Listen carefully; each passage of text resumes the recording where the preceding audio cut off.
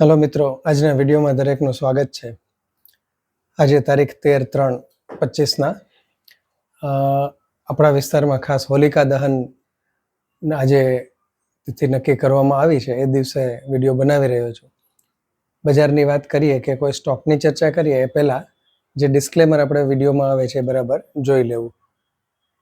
કોઈ પણ લેવા વેચવાની આપણે ટિપ્સ માટેની એ વાત નથી કરતા, ફક્ત એજ્યુકેશનલ પર્પઝ માટે આપણે કોઈ પણ સ્ક્રિપ્ટ અથવા એ કંપનીના બિઝનેસનો સ્ટડી અને એના કેટલાક ફંડામેન્ટલ્સ આપણે ચેક કરતા હોઈએ છીએ. પ્રાઇસ મુવમેન્ટની કેટલીક વાત કરતા હોઈએ છીએ. બાકી રોકાણ માટેનો નિર્ણય તમે તમારા ફાઇનાન્શિયલ એડવાઇઝરની સલાહ લઈને કરશો. બજારની ચર્ચામાં ખાસ કંઈ કરવા જેવું નથી. વધઘટે આમ જોવા જઈએ તો લગભગ 22,500ની આજુબાજુમાં નિફ્ટી થોડો સમય વિતાવે એવું લાગે છે. કદાચ એવું માની શકાય કે પ્રાઇસ કરેક્શન થઈ ગયું છે, હવે થોડું ઘણું ટાઈમ કરેક્શન આવી શકે છે. બે ત્રણ વસ્તુ ખાસ મને કહેવા જેવી લાગે છે. એક તો એ કે આવનારા સમયમાં આપણે હંમેશા એવું વિચારતા હોઈએ કે કયું સેક્ટર ચાલશે, કયા સ્ટોક મલ્ટીબેગર બનશે. આ વસ્તુ આપણને હંમેશા પ્રશ્ન રહેતો હોય છે. તો આમ તો જોવા જઈએ તો કોઈ ચોક્કસપણે ન કહી શકે કે વર્ષ દિવસ પછી કે 6 મહિના પછી અથવા તો બજાર ફરીથી ટ્રેન્ડમાં આવે, કોઈ એવા સમાચાર કે ઇકોનોમી આખી થોડી ઘણી ટ્રેક ઉપર આવે, અમેરિકામાં જે અત્યારે બધી ઉથલપાથલ છે એ બધી શમી જાય અને પછી બજાર ચાલે, ત્યારે કયું સેક્ટર ચાલવા માંડશે કે કયું સેક્ટર લાઇમલાઇટમાં રહેશે એ તો કોઈને ના ખબર હોય. ખબર હોય તો બધા પહેલેથી જ સ્ટોક ભેગા કરી લે, પણ છતાં એક થોડું ઘણું આપણું અંદાજ લગાવી શકાય કેટલાક લોજિક અને કેટલાક તર્ક લગાડીને. તો એમાં મને સૌથી વધારે એક સેક્ટર એવું લાગે છે કે જેમાં ગ્રોથ આવી શકે અને એ છે એગ્રી સેક્ટર.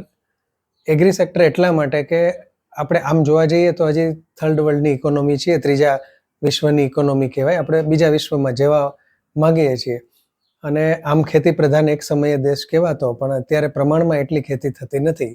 ખેતી એટલે કરવી નથી, લોકોને મહેનત કરવી કે ખેતીમાં જે કહેવાય ને કે તનતોડ મહેનત કરીને જે ખેતી થતી એ થતી નથી. અને એનું કારણ એ છે કે બને એટલા સાધનો અવેલેબલ થતા જાય છે, ઓજારો નવા નવા આવતા જાય છે. એક સિમ્પલ વસ્તુની વાત કરીએ તો પહેલાં બળદથી ને એનાથી ખેતી થતી હતી, હવે ટ્રેક્ટરથી થાય છે. તો આજના સમયમાં ટ્રેક્ટર જે છે એ પ્રમાણમાં અવેલેબલ બન્યું છે. પહેલાંનો તો એક સમય એવો હતો, જે ખેડૂત મિત્રો છે એમને ખબર હશે, કે ટ્રેક્ટર લખાવવું પડતું હતું, એના પૈસા ભરવા પડતા અને પછી કેટલા સમય પછી ટ્રેક્ટર આવતું હતું. અત્યારે પ્રશ્ન એવો નથી, તમે પૈસા લઈને જાઓ તો તમારે જોઈએ એટલા મોડલ, જોઈએ એટલી કંપનીઓ, ઘણી સારી સારી કંપનીઓ આ ફિલ્ડમાં પણ છે. એટલે એગ્રી સેક્ટર થોડું ડિમાન્ડમાં રહેશે ને એમાંય ખાસ કરીને ટ્રેક્ટર સેગમેન્ટ જે છે એ મને બહુ આકર્ષક લાગે છે અને સરકાર એમાં પ્રોત્સાહન પણ આપે છે. કારણ કે ટ્રેક્ટર લેવા માટેની લોન જે છે એ સરકાર તરફથી, એટલે બેન્કો એમને ઓછા વ્યાજની અથવા બહુ પ્રમાણમાં સહેલી રીતે કહી શકાય એવી લોન આપતી હોય છે. એટલે આ એક સેક્ટર લાગે છે. અને ટ્રેક્ટર માટેના સ્ટોકની વાત કરીએ તો એમાં બે ત્રણ ખાસ આવે છે. આમ જોવા જઈએ તો Mahindra and Mahindra market leader છે, પણ સ્ટડી કરતાં મને થોડું એસ્કોટ ક્યુબોટા ઠીક લાગ્યું છે, કારણ કે જાપાનીઝ ટેકનોલોજી, જાપાનીઝ ઇન્વેસ્ટમેન્ટ આવ્યું છે અને વર્લ્ડ લીડર છે ક્યુબોટા ટ્રેક્ટર બિઝનેસમાં. તો એને કારણે બની શકે કે એમાં ભવિષ્યમાં સારું એવી ઓપોર્ચ્યુનિટી મળે.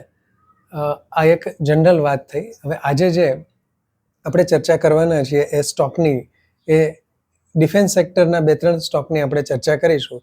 વધારે બહુ ડિટેલમાં નથી જવું, વધારે પડતું ઝીણી ઝીણી જે કહેવાય કે એટલી બધી વસ્તુઓ આપણે વધારે નથી ડીપમાં જવાના, પણ થોડું ઘણો ઓવરવ્યૂ અને એક આપણે કહી શકાય કે કંઈક આપણને ગાઈડન્સ મળી રહે કે આમાં કદાચ કોઈનું હોલ્ડિંગ હોય, કોઈ વિચારતા હોય લેવાનું, કોઈ નીકળવાનું, XYZ, તો એમને માટે એક ઇન્સાઇટ, એક માહિતી મળે કે જેથી કરી અને પોતાનું મન બનાવી શકે. કારણ કે ડિસિઝન જે છે તો છેલ્લે તમારે જ લેવાનું હોય છે.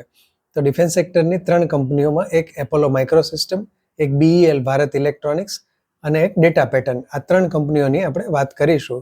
આ 3 કંપનીઓ એટલા માટે કે આ 3 કંપનીઓ જે છે એનો વધતે ઓછે અંશે પ્રમાણમાં એક સરખા જેવો બિઝનેસ છે, એક સરખો નહીં પણ એક સરખા જેવી પ્રોડક્ટ છે, એક સરખા એમના ક્લાયન્ટ છે, એમનો બિઝનેસની ડિપેન્ડન્સી થોડી ઘણી સિમિલર છે, એક સરખી છે.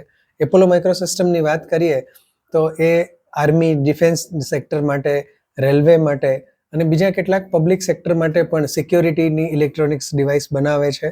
એ સિવાય રડાર માટેના કેટલાક સાધનો બનાવે છે, કેટલીક આર્ટિલરીમાં વપરાય એને લગતી કેટલીક પણ મેઇનલી ઇલેક્ટ્રોનિક્સ જે સેગમેન્ટ કહેવાય એની અંદર કંપની એ સર્વિસીસ આપે છે, જેમાં હાર્ડવેર અને સોફ્ટવેર એ બંને વસ્તુનું કમ્બાઈન કરી અને આ બધી સર્વિસીસ કંપની પૂરી પાડતી હોય છે. વધારે ડિટેલમાં કે વધારે જે કહેવાય કે એની અંદર એટલું બધું આપણે એના બિઝનેસમાં જવાની એટલે જરૂર નથી કે બહુ આમ ડિફેન્સ જે કહેવાય ને કે એ બહુ કોમ્પ્લિકેટેડ બિઝનેસ છે, એના ઘણા બધા વર્ટિકલ્સ ને આ તે હોઈ શકે, પણ એનો ઓવરવ્યૂ જે છે કાફી છે. તો એપોલો માઇક્રોસિસ્ટમ જે છે એના બિઝનેસની વાત કરીએ, બીઈએલના બિઝનેસની વાત કરીએ તો બેલમાં પણ આ જે પ્રોડક્ટ જે છે એમાં ઘણી સિમિલારિટી છે, પણ બેલ જે છે મુખ્યત્વે રડાર અને સોનારને લગતું, ઇવન શિપ અને સબમરીનમાં જે બધી ઇલેક્ટ્રોનિક ડિવાઇસીસ લાગતી હોય છે એમાં પણ કામ કરે છે, અને બીજા કેટલાક રેડિયો ફ્રિકવન્સી જે છે એના ઉપર કામ કરતા પણ ડિવાઇસીસ બનાવે છે. અને ત્રીજી કંપની ડેટા પેટર્ન છે. ડેટા પેટર્ન જે છે એ વધારે પડતું એવિયોનિક્સમાં એનું કામ સારું છે, એટલે કે પ્લેન ટેકનોલોજી છે, મિસાઇલ્સ છે, કે આપણે બ્રાહ્મોસ માટેનું કામ કરે છે, પછી એર ફાઇટર તેજસ જે આપણે બનાવીએ છીએ એના કેટલાક પાર્ટ્સ, એની ટેકનોલોજી જે છે એની સર્વિસીસ આપવા માટેની કંપની છે. આ ત્રણેય કંપનીમાંથી બેલ જે છે એમાં હજી પણ વધારે પડતું હોલ્ડિંગ જે છે ગવર્મેન્ટનું છે, અને બાકીની બંને કંપનીઓમાં પ્રાઇવેટ હોલ્ડિંગ છે. એપોલો માઇક્રોસિસ્ટમની આપણે એના એક નાણાકીય બધા જે ફિગર છે એની આપણે વાત કરીએ તો પ્રમાણમાં ઠીક ઠીક કહી શકાય એવી કંપની છે. કંપનીનો પી રેશિયો 60 થી 61ની આજુબાજુમાં છે, જે થોડો હાયર સાઈડ ઉપર કહી શકાય, કારણ કે એના પ્રમાણમાં આરઓસી અને ROE, return of capital employed, અને આરઓઈ રિટર્ન ઓફ ઇક્વિટી જે છે, તો આરઓસી જે છે એ કંપનીની 12-13ની આજુબાજુ છે અને આરઓઈ 6-7ની આજુબાજુ છે, એટલે ઠીક ઠીક કહી શકાય, કોઈ આકર્ષક કહી શકાય એવી નથી. કંપનીની ઇક્વિટી નાની છે, એની સામે રિઝર્વ છે, પણ રિઝર્વ જેટલું છે એટલું જ કંપનીનું જવાબદારીઓ દેવું અને બીજી કેટલીક જવાબદારીઓ છે, એટલે રિઝર્વ આમ જોવા જઈએ તો નીલ જેવું કહી શકાય છે. બીજી એક વસ્તુ એપોલો માઇક્રોસિસ્ટમમાં જોવાની એ છે કે પ્રમોટરોનું શેર હોલ્ડિંગ જે છે એ પ્રમાણમાં છેલ્લા કેટલાક ક્વાર્ટરથી ઘટતું આવે છે, એ ઘટેલું છે છેલ્લા કેટલાક ક્વાર્ટરથી, અને પબ્લિકનું જે શેર હોલ્ડિંગ છે એ વધ્યું છે. એની સામે એફઆઈડીઆઈ જે છે એમાં કોઈ ખાસ વધારે પડતો ફેરફાર નથી, કોઈ બહુ પોઝિટિવ નથી, પ્રમાણમાં થોડું ઘટ્યું છે, ડીઆઈઆઈ ખાસ છે નહીં. એટલે આમ જોવા જઈએ તો એપોલો માઇક્રોસિસ્ટમ એવી સ્ક્રિપ્ટ કહી શકાય કે જેને વોચમાં રાખવી જોઈએ, પોર્ટફોલિયોમાં હોય તો કદાચ કોઈને પોતાનો સ્ટડી કરીને, કારણ કે ખાલી ફાઇનાન્શિયલ્સ ઉપર જ સ્ક્રિપ્ટ ચાલે એવું નથી. બીજી એપોલો માઇક્રોસિસ્ટમની એક વસ્તુ એ જોવા મળે છે કે પ્રોફિટ ગ્રોથ અને રેવન્યુ ગ્રોથ હવે થોડો પિકઅપ થાય છે, અને પ્રમાણમાં ગ્રોથ હતો, સારા ગ્રોથથી રેટથી ચાલે છે, તો કેટલાક ક્વાર્ટર જોવું પડે. એટલે ભવિષ્યમાં હવે સારો બિઝનેસ બતાવવાની છે, સારો બિઝનેસ કરશે, પ્રોફિટેબિલિટી આવશે, એની અપેક્ષા ઉપર આ સ્ટોક પ્રાઇસ જે છે એને 60-61નો પી કદાચ હોઈ શકે, જો કે વધારે જ કહેવાય. એની સામે કમ્પેરિઝન કરીએ આપણે બીઈએલની, ભારત ઇલેક્ટ્રોનિક્સ લિમિટેડ, તો એનો પી 40-41નો છે. એની રિટર્ન ઓફ આરઓસી જે છે એ લગભગ 34-35%ની આજુબાજુ છે, આરઓઈ જે છે 24%ની આજુબાજુ છે. એટલે ગવર્મેન્ટ સેક્ટરની કંપનીઓને આપણે પી એ થોડો ઓછો જ રહેતો હોય છે, અને એના ફિગર્સ જે છે વધારે રહેતા હોય છે, કારણ કે એમાં ગવર્મેન્ટનું ઇન્ટરફિયરન્સ, પોલિસી લેવલના ચેન્જીસ એવું ક્યારેક આવતું હોય છે. પણ છેલ્લા કેટલાક સમયનો તમે ટ્રેક રેકોર્ડ જોશો, ખાસ કરીને બેલ અને આ બધી જે ડાયનેમિક કંપનીઓ છે એનો, તો બહુ ટ્રેક ઉપર ચાલે છે, અને પ્રમાણમાં જેમ પહેલાની ગવર્મેન્ટ કંપનીઓ કરતા હવે ઘણો બધો સિનેરિયોમાં ચેન્જ થયો છે, પ્રોફેશનલી ચાલતી જાય છે, એટલે પ્રમાણમાં બેલ જે છે એની વેલ્યુએશન સારી કહેવાય. ઇક્વિટીના પ્રમાણમાં રિઝર્વ પણ બેલનું સારું છે, અને એની શેર હોલ્ડિંગ પેટર્નની વાત કરીએ તો એમાં પણ પોઝિટિવ છે. ગવર્મેન્ટનો હિસ્સો 51% જે છે એ સ્ટેડી છે, એફઆઈઆઈ જે છે થોડો ઘણો હિસ્સો વધારતા જાય છે, ડીઆઈઆઈનો થોડો ઘટ્યો છે, પબ્લિકનો હિસ્સો થોડો ઘણો વધ્યો છે, પણ છતાં એટલું બધું નથી. આજની તારીખે પણ આમ જોવા જઈએ તો 8-10% જેવો પબ્લિકનો માંડ હિસ્સો છે. પણ છેલ્લા કેટલાક સમયથી ઘણા એનાલિસ્ટો છે, ઘણા બ્રોકરેજ હાઉસીસ છે, રિસર્ચ રિપોર્ટ્સ પણ ઘણા બધા આવતા જાય છે, અને ઘણા લોકો, ઇવન મારા સર્કલમાં પણ એવા છે કે જે બેલ ભેગા કરે છે, એટલે સારું કહી શકાય. પણ કરેક્શનમાં એમાં પણ વિચારી શકાય લેવું કે નહીં, એ તમારે નક્કી કરવાનું છે. પણ અત્યારે થોડો ઘણો હમણાં પાછો વધ્યો છે, વચ્ચે ઘણો કરેક્ટ થયો હતો, પણ છેલ્લા અઠવાડિયામાં જે માર્કેટ થોડું સ્થિર થયું, નીચેથી ઉપર આવ્યું, ત્યારે પ્રમાણમાં અપ થયો છે. અને ત્રીજી કંપની ડેટા પેટર્નની વાત કરીએ તો ડેટા પેટર્નના ફિગર્સ જે ફાઇનાન્શિયલ્સ છે ઠીક ઠીક કહી શકાય એવા છે. એનો પી જે છે એ પણ મોડરેટ કહી શકાય. આરઓસી ને આરઓઈ જે છે લગભગ 18-19%, અને આરઓઈ જે છે 14% કહેવાય, એટલે એટલું બધું હાઈફાઈ ન કહી શકાય. પીના પ્રમાણમાં તો એ વધારે જ કહેવાય, પણ તેમ છતાંય અને એક સમયે ડેટા પેટર્ન ખૂબ ચાલ્યો હતો, પછી એવો જ પછડાયો કારણ કે ક્વાર્ટરલી રિઝલ્ટ થોડા નિરાશાજનક આવ્યા હતા. એટલે નિરાશા કારણ કે આટલા વેલ્યુથી આટલા પીઈથી જે સ્ટોક હોય જેનો ભાવ એટલે સુધી ઉપર ચડ્યો હોય ને પછી એનું રિઝલ્ટ પ્રમાણમાં સારા એવા ગ્રોથવાળું કે એમ ન આવે તો એ વસ્તુ બનતી હોય છે. એટલે ખાસ કરીને અને હમણાં છેલ્લા 1-2 સેશનથી ડેટા પેટર્નમાં કરંટ જોવા મળે છે, પણ ઓલ ઓવર એના ફાઇનાન્શિયલની દ્રષ્ટિએ ઠીક કહી શકાય, મધ્યમ રેન્જની કંપની કહી શકાય. એમાં પણ ભવિષ્યમાં સારો ગ્રોથ આવે એવી પૂરેપૂરી આશા છે. ઓર્ડરની વાત કરીએ તો બેલ માટેના સમાચાર લગભગ આવતા જ રહેતા હોય છે. હમણાં તો ખૂબ સારો એવી મોટી રકમનો બેલને ઓર્ડર મળ્યો છે એવા સમાચાર છે, તો આ એક પોઝિટિવ કહી શકાય.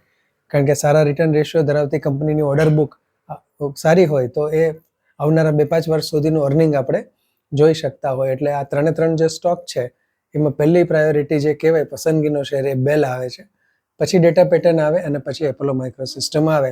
ખાસ કરીને એપોલો માઇક્રોસિસ્ટમ જે છે ને એની ભલામણો ખૂબ આવેલી છે સારા એવા હાઉસીસ તરફથી અને જે કહેવાય કે સોશિયલ મીડિયામાં એડવર્ટાઇઝમેન્ટ કરતા હોય એવા લોકો તરફથી પણ. એટલે બની શકે કે કોઈની પાસે ઊંચા ભાવના પણ કદાચ હોઈ શકે છે. તો કંપની એવી નથી કે કાલ સવારે એ ગાયબ થઈ જશે કે એમાં તમને એટલો બધો લોસ જશે.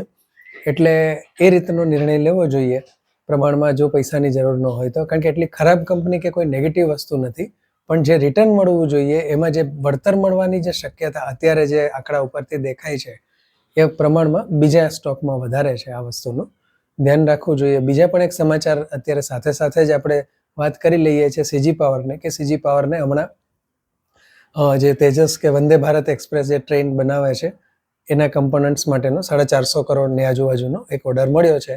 આ એના માટે પોઝિટિવ કહી શકાય. તો મિત્રો, આટલી વાત થઈ આ બધા સ્ટોકની અને માર્કેટ રિલેટેડ. દરેકને હોળીની ખૂબ શુભકામનાઓ. લાઈક અને સબસ્ક્રાઇબ કરવા માટે દરેક મિત્રોને ભલામણ છે. જય હિન્દ.